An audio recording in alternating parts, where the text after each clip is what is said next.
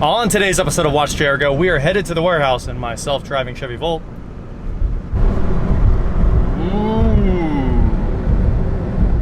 I love this thing. And today, we're gonna try to start the Jag for the first time.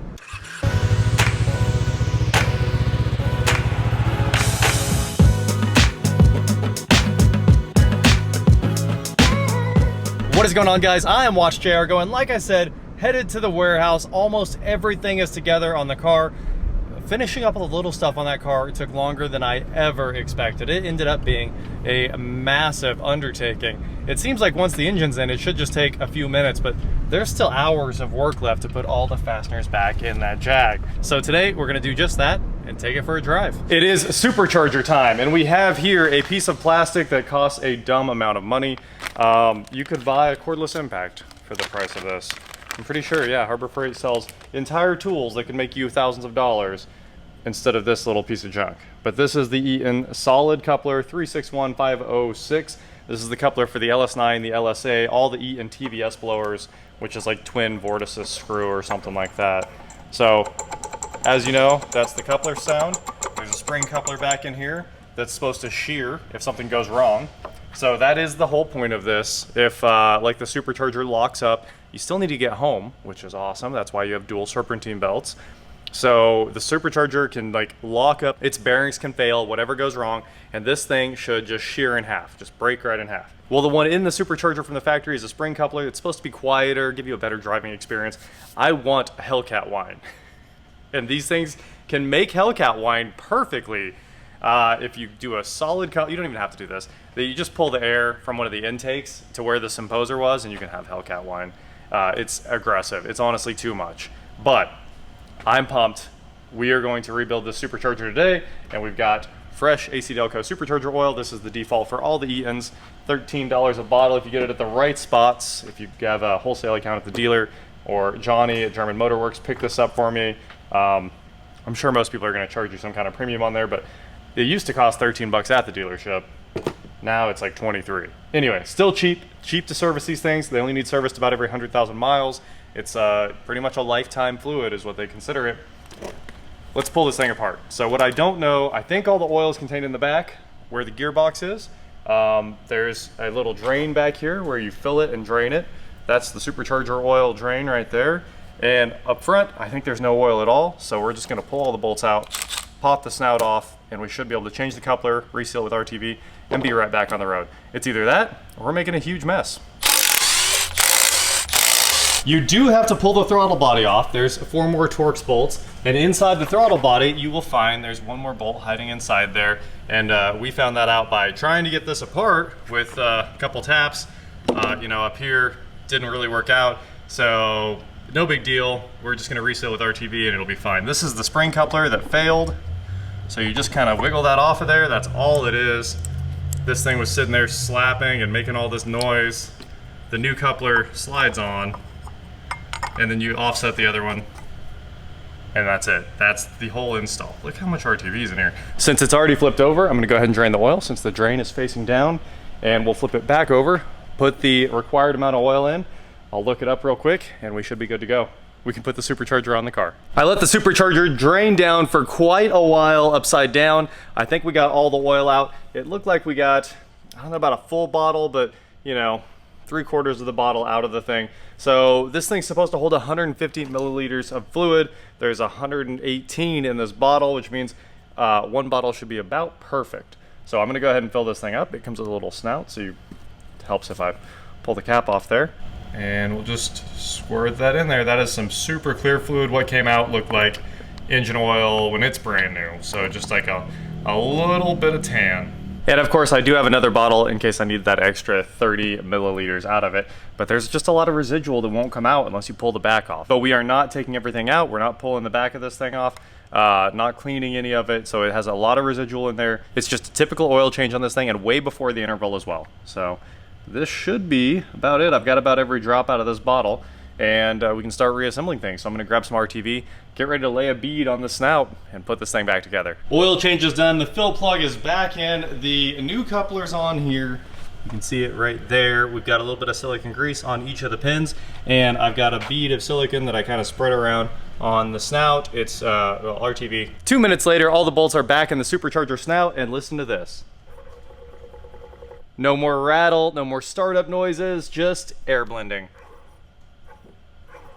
Just mixing up that compressed air milkshake and shoving it in the engine there. So we are ready to go. Let's put this thing back on the car. It'll take a bit for the RTV to set up before we can start it up, I think. But I'm gonna stick the throttle body back on right now, and we have all new gaskets. I'm gonna assemble it. This car should be done. Wheels have to go on still. Jake and I made a quick run to O'Reilly's. As you can see, Jake is over here doing BMW things while I'm doing Jag things.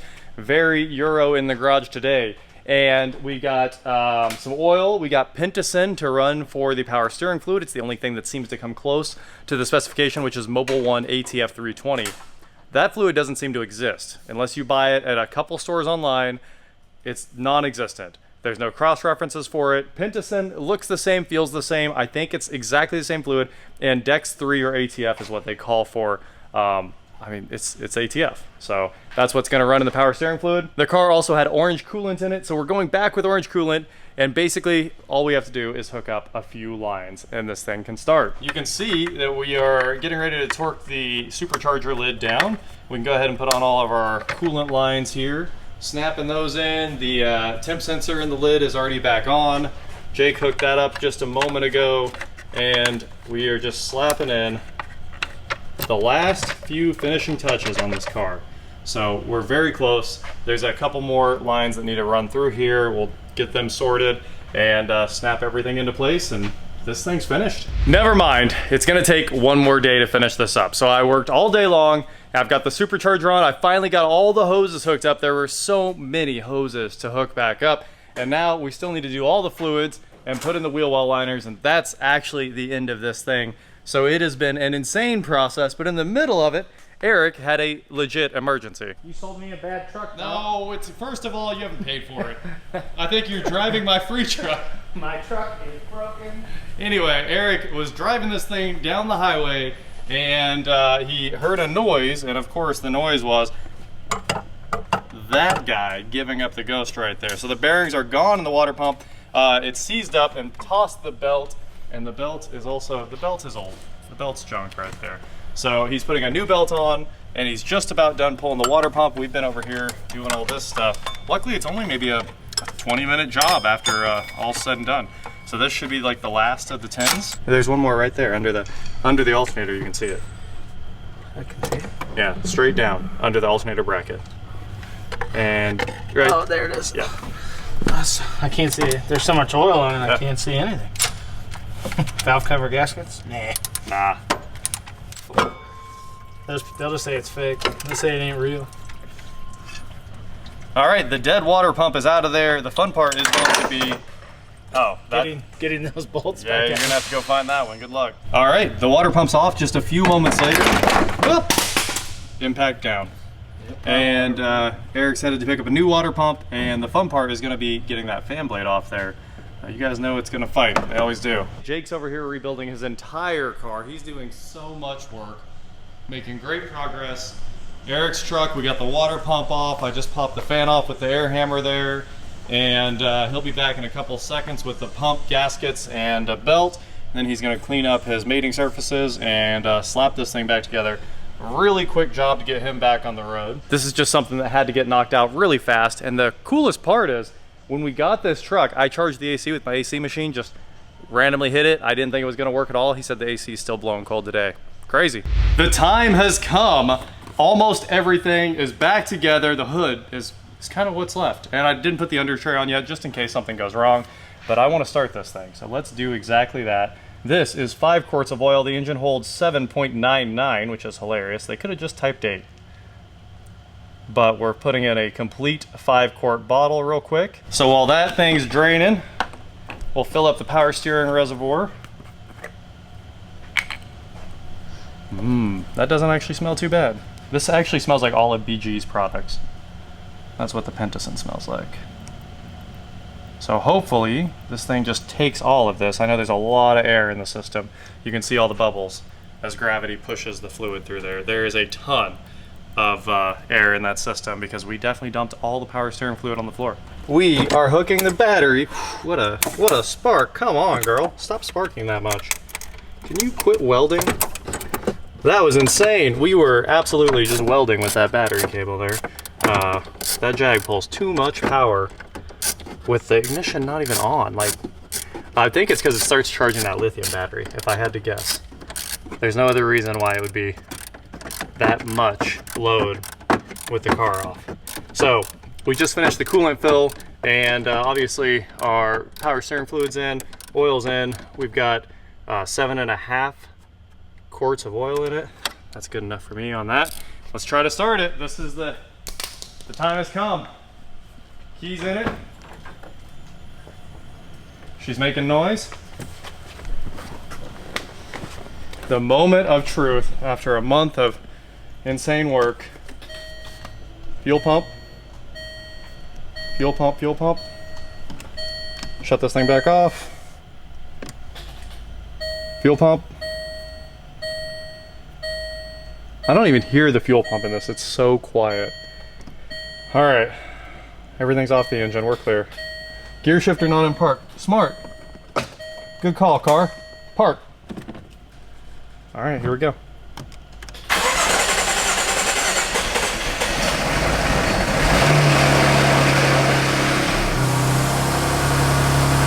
All that work. That's the payoff.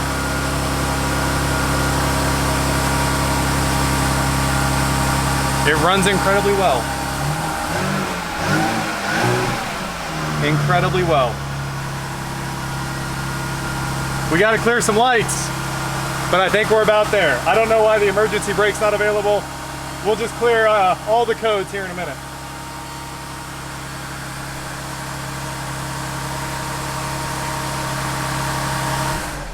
I have refilled our fluids. I need to move my seat forward, that's for sure. And I have literally no idea. Ah, here we go. On the door like it's some kind of Mercedes. No? Huh.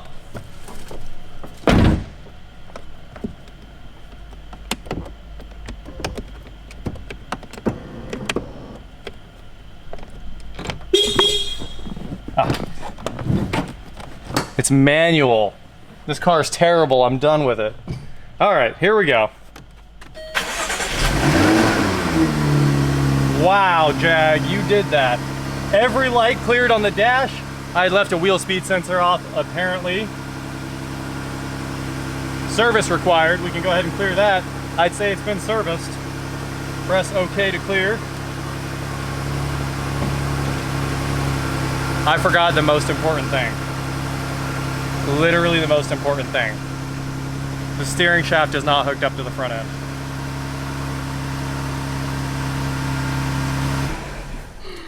We're finally getting all the coolant out of the exhaust. So much coolant came out of this thing. And I can steer the car. Let's get it out of the shop before we create the fog.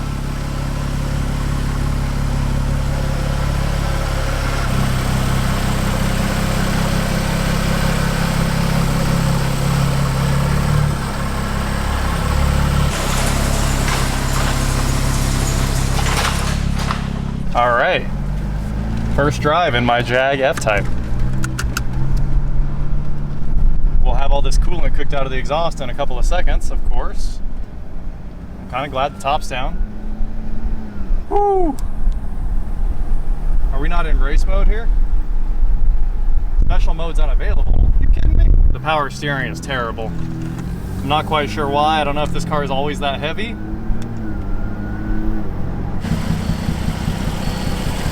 Well, I thought we cooked all the coolant out of the exhaust, but it's still smoking a little bit. We took it for like a half-mile drive and it started misfiring. What on earth? It should not be misfiring. Everything's new. So I guess it's broke again. This is a problem for future me. There's a good chance something just came unplugged, like one of the injector connectors here. It's got to be a coil or an injector. I don't know what else it could have been. So we will work on this tomorrow. We're done with this car for today. Broke my heart, Jag. That is it for today, guys. Thank you so much for watching. Don't forget to head on over to shop, watchjaguar.com for cool shirts not like this. And please like, share, subscribe, do whatever you want to do. And I will talk to you next time. The power steering was terrible too. So did it suck in all the power steering? Nah, it's got plenty of power steering fluid. I mean, it was just heavy and heavier than I expected. All right, well, we got that. We got the cooling system. Just for some reason, we have a misfire. And I'm sure the rest of the coolant will cook itself out of the exhaust, so we can't be far.